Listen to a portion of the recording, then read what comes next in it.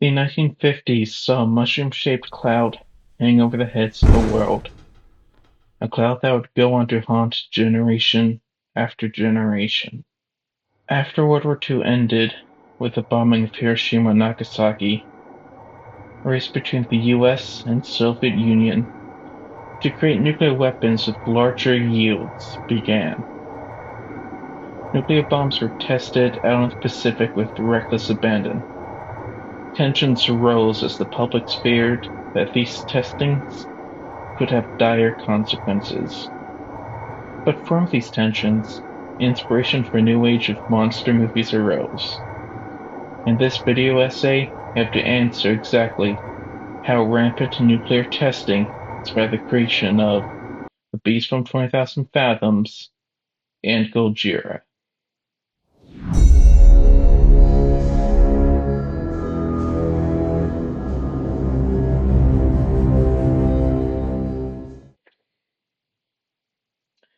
The Beast from 20,000 Fathoms, directed by Eugene Laurie, was released in 1953. The film follows Professor Tom Nisbet, a nuclear scientist, who witnesses a prehistoric creature encased in the Arctic be set free after a nuclear blast melts its icy prison. While Nesbitt survives his encounter with the beast, he is unable to stop it from rampaging through New York, leaving devastation in its wake. Though appearing to be harmed by conventional weaponry, it is soon discovered that its blood is filled with a deadly prehistoric disease that was preserved along with the creature, leading Nebit to create a spear with a radioactive isotope as its tip, killing the creature without spilling its disease-ridden blood. While the film was a hit, making around $5 million on a budget of $210,000, it inspired a new wave of monster flicks to flood theaters, but more on that later. What I find most interesting about the film is its connection to the anxieties around nuclear testing during the era.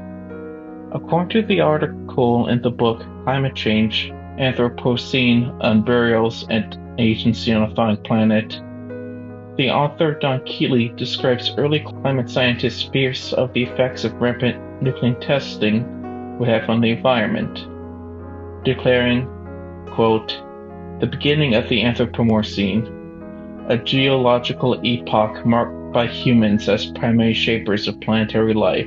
In essence, the titular beast embodies, according to Keatley, the environmental consequences of prevalent nuclear testing. As for the monster's disease-filled blood, one interpretation is that it's a representation of radiation sickness. Even as far back as the 1950s, extensive research was being done on the long-term effects of radiation exposure. There is research throughout Norway of the effects that radiation had on newborns, as well as documented cases of survivors of the Hiroshima and Nagasaki bombings developing leukemia and other diseases as a byproduct of being doused in so much radiation. While not subtle, the commentary on nuclear testing present in the film allowed it to set itself apart from the similar monster films that came before, such as King Kong, and influencing future monster films, such as the colossal international hit that would come out just that following year. A film that would spawn a media franchise that is still a household name to this day. Gojira, or as it is known in the West, Godzilla, King of the Monsters.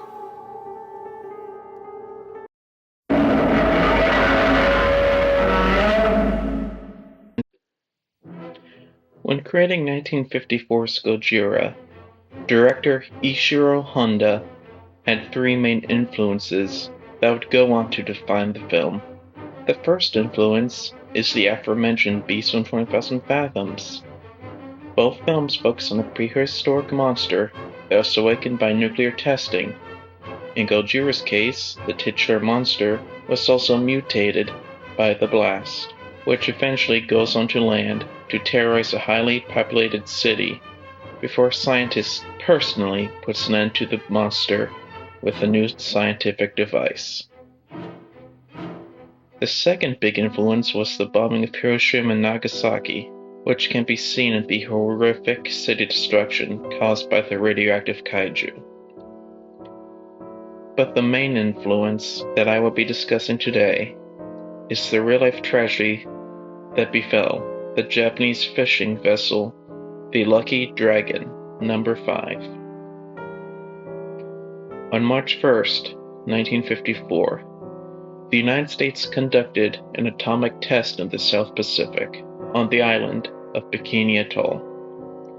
While the test was a success, atomic debris, unbeknownst to U.S. officials, was carried hundreds of miles to the South Japanese Sea, where the unfortunate crew of the Lucky Dragon No. 5, along with their vessel, would be coated in radioactive material. While making it back to shore safely, all 23 members of the crew would die within a few weeks.